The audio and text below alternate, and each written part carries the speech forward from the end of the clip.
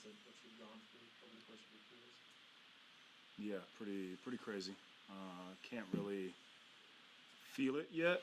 I'm guessing that will set in during like before the game and after. But yeah, it's weird. Yeah, I mean, I 100% agree with Rink. Don't really feel the full emotion of it yet, but I mean, those videos that they posted today of the senior night stuff and, just looking back and thinking about all the memories, it's kind of a punctuation mark because it hits you a little bit, and I'm sure when we're on the court, it's going to hit a little bit harder, but that's when, we got to lock in and get that last win at home because it's not going to be a very special day if we lose. Yeah, seeing the reminders, the questions that's being brought up, haven't really thought about it yet. Just focus on the game tomorrow.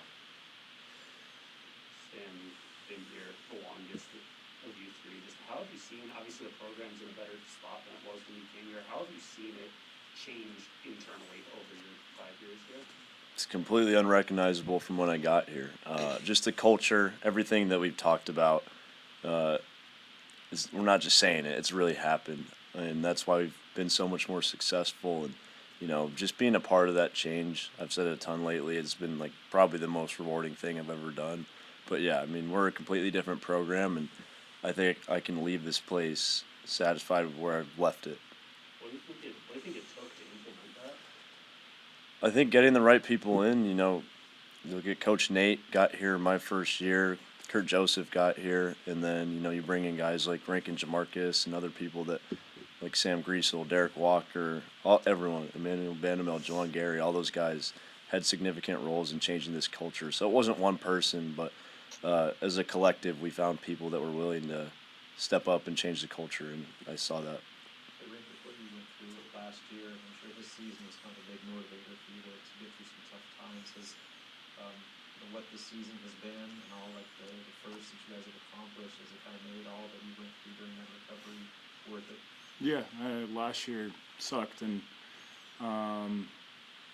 yeah, you want to have one more successful year, and the goals that we had was pretty much to be in a situation that we are right now. So, yeah, with the amount of shitty days that I went through last year, yeah, that was worth it with where we're at this point. But we still got some games to play. Marcus, with you too, I mean, you kind of had a coming home again career path back here. I know when you went to Rhode Island, Coach said that you gained a lot from that year and just some perspective and maturity. I guess when you returned to Nebraska, I mean, is this kind of what you envisioned this season being? Kind of pick up where you left off before you left. No doubt, I envisioned a successful season. Envisioned making it back to the tournament. Left here my sophomore year, we didn't get it done. Did I imagine the record we have now or what we're doing now? No, but definitely envision success for sure. I think mentally is the biggest thing. I just kind of struggle with things just really not going my way, just kind of getting my own way, but or things that's out of my control. That would take me out mentally, but just learning that controlling what you can control, you can't let anything else like phase you. Stepping into the leadership role more, talking to the guys more, young guys, trying to get them right, trying to help them as much as possible.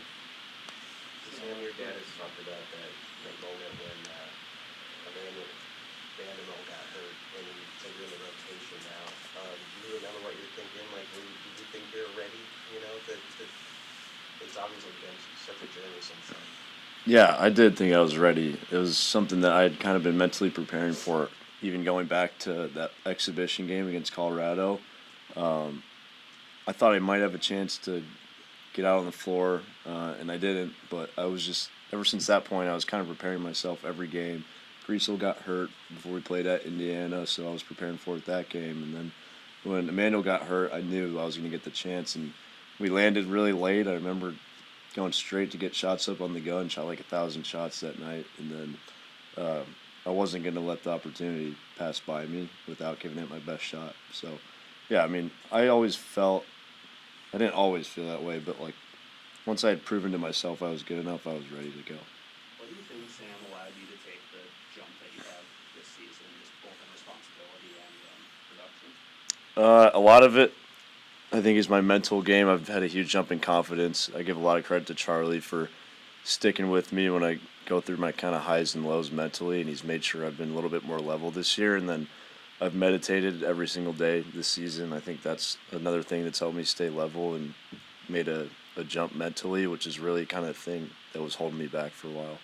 So Coach talked about the unique recruiting journey going through COVID and maybe not having some of the offers you thought, and so maybe that was for the best that things worked out the way that they did. Now that you're sitting here today with senior day coming up, I guess just what do you feel like looking back at that journey and how it all started? Yeah, I think about that a lot. I mean, I didn't want to move here at all. I wanted to stay in Chicago and finish my high school career there and, maybe go play for Colgate. But if this didn't happen, I wouldn't be living out the dream of playing high major basketball and being an impact player and being on a team. We were in the top 10 for a long time. Like, that's all things you dream of when you're a little kid. So, yeah, it has worked out so much better than I could have ever imagined, and it really has been a dream. Just like on the journey, you all watched the clip last night and talked about just, your family talked about just this opportunity to play here for your dad and how that's kind of strengthened your guys' relationship. I guess, what has that meant to you to not only have the career that you've had, the path that you've had to do it with your dad as your head coach? Yeah, I mean, it means the world to be able to be with your dad every single day. And I didn't even really think about it until I watched that Journey episode back. Like, we got back some time that, we didn't spend together when he was out on the road coaching other people when I was a kid. So, yeah, I think it's going to be something that I'll always be so grateful for, that I got to spend so much more time with him because of that. And, yeah, we have a special bond from it. And something I always go back to is just how rewarding it's been to get him kind of out of the rut that, going from struggling in Chicago to struggling the first few years here to where we are now, and now he's known as one of the great coaches again, which he really is. How easy do you feel like it's going to be to go through that and then flip the switch to Iowa and what you do to kill it just in the game? I think the whole team's motivated to put our best game on the floor.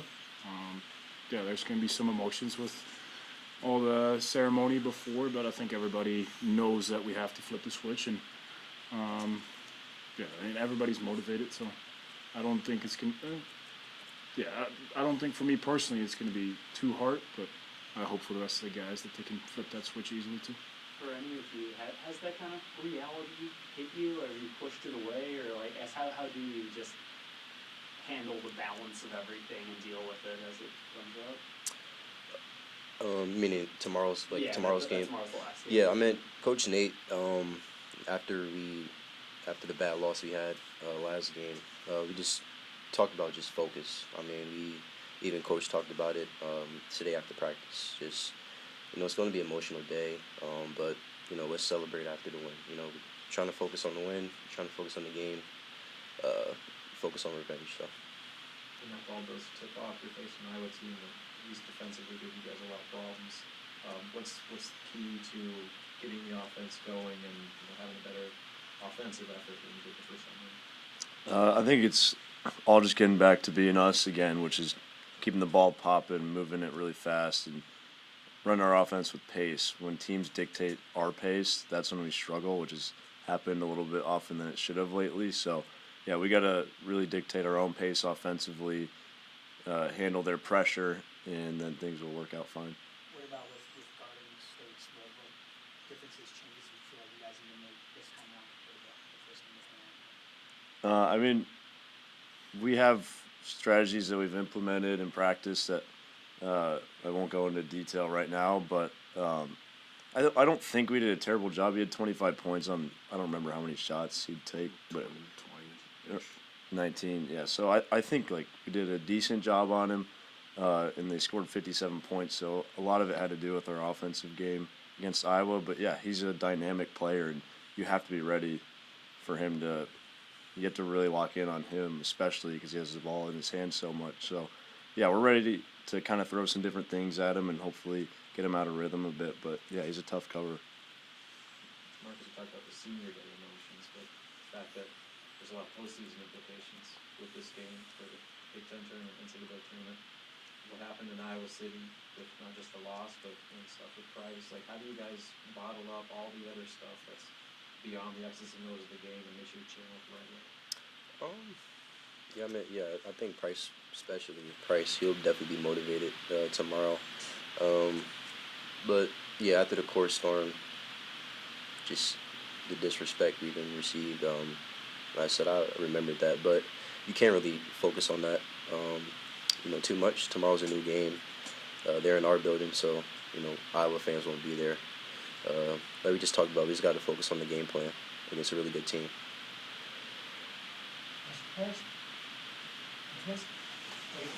Thank you. Thanks, guys. Thank you, guys.